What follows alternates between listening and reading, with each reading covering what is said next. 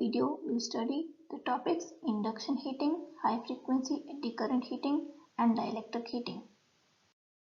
Induction heating. Let us consider a piece of metal which forms the core of the coil as shown in the figure, and AC supply is applied to it. So when alternating voltage is applied to the coil, there will be alternating flux set up, and there will be eddy currents flowing in the metal which is equal to the rate of change of flux. And the direction of the flux, it is along the axis of the coil. There will be an induced voltage in the core due to the rate of change of flux. This is at right angle to the direction of the flux. And the heating or the production of heat is due to the power loss due to the eddy currents. Also, there will be hysteresis loss in case of magnetic materials, but this will be ignored. The different types of induction furnaces we have. One is core type induction furnace. So this looks like a transformer. So as shown in the figure, we have the primary winding which is connected to the supply, and we have the secondary winding which is nothing but the metal to be melted, that is the charge, which is placed in the drop. This charge acts as the secondary winding and it is of 1 turn. And the current in the charge is of high order, that is several thousand amperes. Also, there will be electromagnetic forces set up by the high order current in the molten metal. In this furnace, there is pinch effect developed because of the attraction produced between the adjacent particles in which the current flows in the same direction. This pinch effect, it depends upon the frequency and the power consumed. So these furnaces, they are operated at low frequencies around 25 Hz. There are few drawbacks in this furnace. They are the leakage reactance is high, and also the power factor is low due to poor magnetic coupling. Low frequencies have to be employed because the normal frequency causes turbulence in the charge. This requires a motor generator set or frequency converter. The crucible for the charge, it is of odd shape and it is not convenient from the metallurgical point of view. The furnace, it cannot function if the secondary circuit is not closed. So this will require a complete ring of the charge around the core. So in order to close the secondary circuit, an iron ring may be placed in the crucible, or the lining should be made of graphite. Also, to start the furnace, either molten metal should be poured into the crucible or sufficient molten metal should be allowed to remain in the crucible from the previous operation. Next type of induction furnace is vertical core type induction furnace. This is also called as Ajax-Watt furnace. So the figure shows the vertical core type furnace. The vertical core type furnace overcomes the drawbacks of the core type furnace. This furnace makes use of vertical crucible instead of horizontal crucible for the charge. The circulation of the molten metal, it is kept around the V channel by the convection currents. This V channel, it is narrow such that small quantity of charge keeps the secondary circuit closed. The power factor of this furnace is comparatively high. The output of the furnace, it depends upon the form and dimension of the channel. Apart from the V-shaped channel, we can have U-shaped and rectangular channels employed. The type of lining, it depends upon the type of charge. The shell of the furnace, it is made up of heavy steel, and we have the top closed by the insulator cover, which can be removed for the charging purpose. Also, tilting of the furnace to pour out the metal, it is done by hydraulic means. Next type of induction furnace is coreless type furnace. Figure shows the coreless type furnace. Here the flux set up by the primary winding, it produces eddy currents in the charge, and the heating effect due to the eddy currents melts the charge. Stirring action takes place due to the electromagnetic forces. The frequencies at which the furnace is operated results in the skin effect in the primary winding coils, which produces heat. So the coils are made hollow so that water is circulated for cooling purpose. The frequency used in coreless induction furnaces has decreased over the years.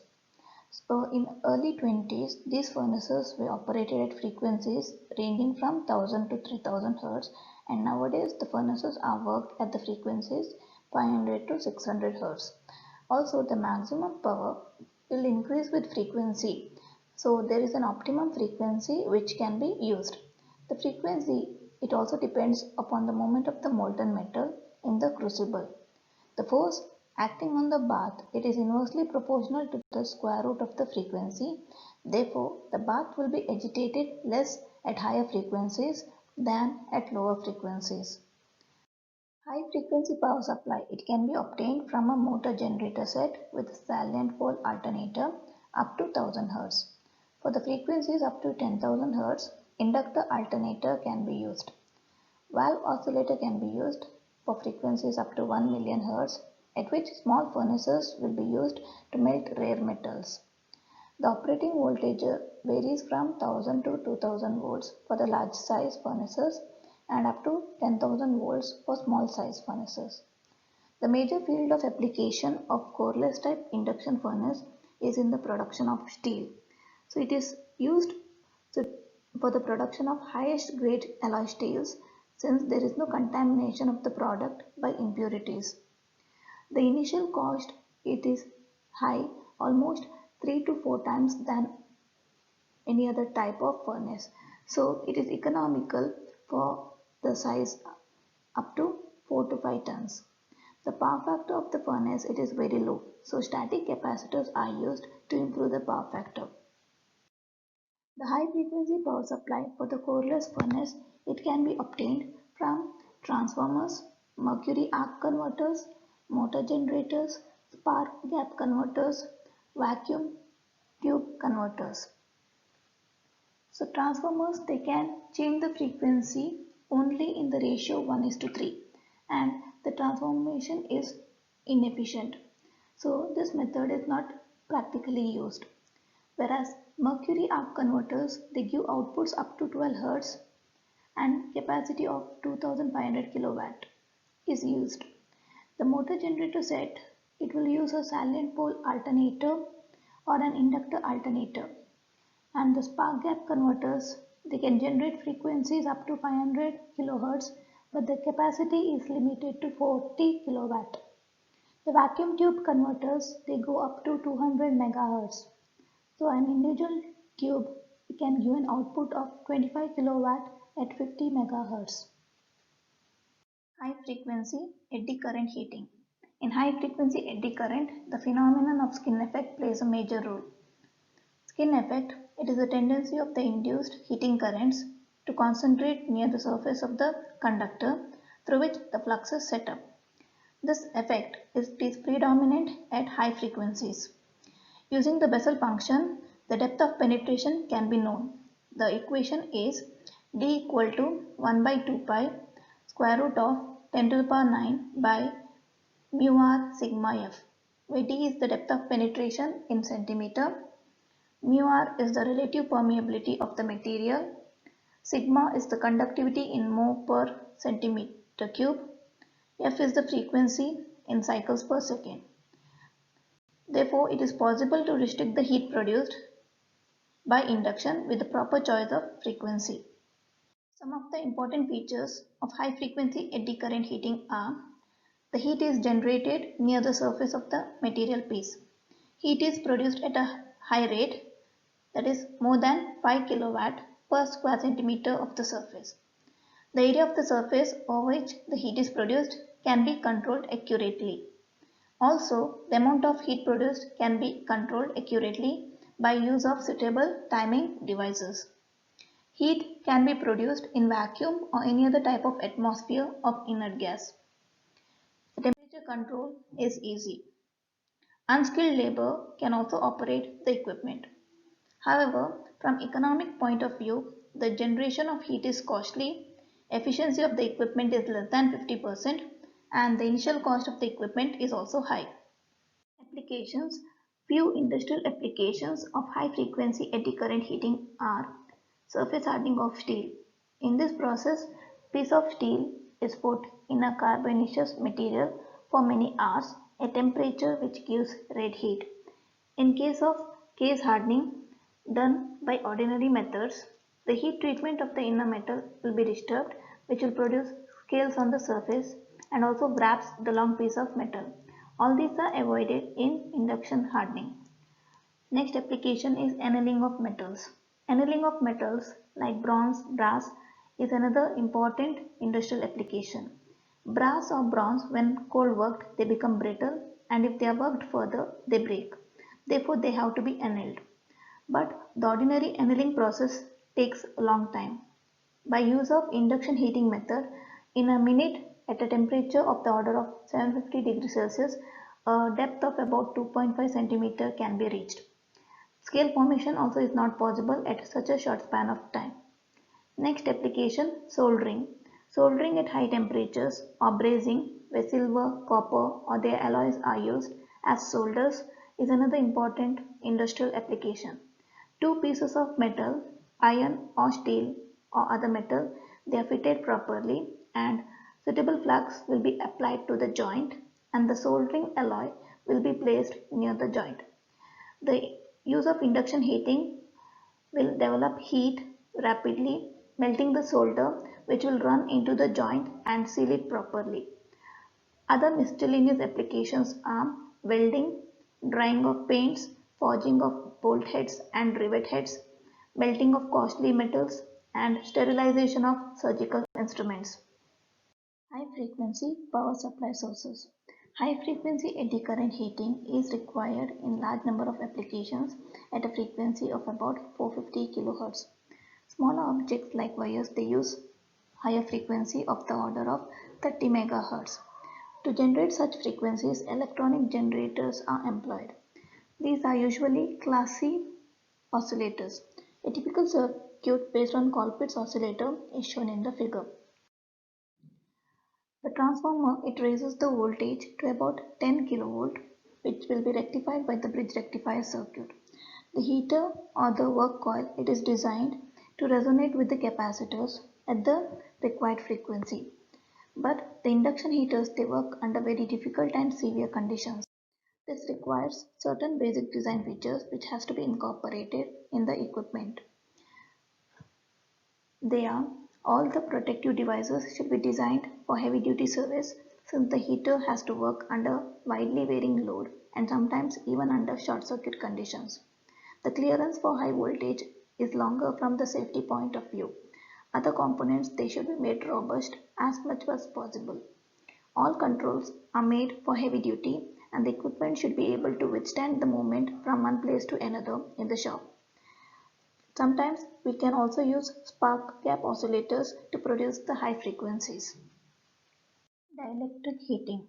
Dielectric heating it is called as high frequency capacitance heating. It is employed for heating non-metals like wood, plastics, etc. As shown in the figure, the material to be heated is placed between two electrodes, which may be two parallel plates, across which high frequency AC supply is applied. The frequency employed is between 10 to 30 MHz and the voltage is up to 20 kV. The main advantage of this method is that heating takes place in the material itself. The use of dielectric heating in plastics is to heat the blocks of raw plastic. The time compared is greatly reduced in comparison with heating in ovens. Dielectric heating it is used for wood, for drying and gluing. Other applications are in drying of rayon cakes, in textile manufacture, dehydration of foods, gluing of laminated glass, rubber vulcanizing, drying of explosives, drying of foundry cores, etc. The principle of dielectric heating. When a capacitor is subjected to sinusoidal voltage, the current drawn by it is not leading the voltage by exactly 90 degree. This is because there is a small in-phase component of current which produces power loss in the dielectric of the capacitor.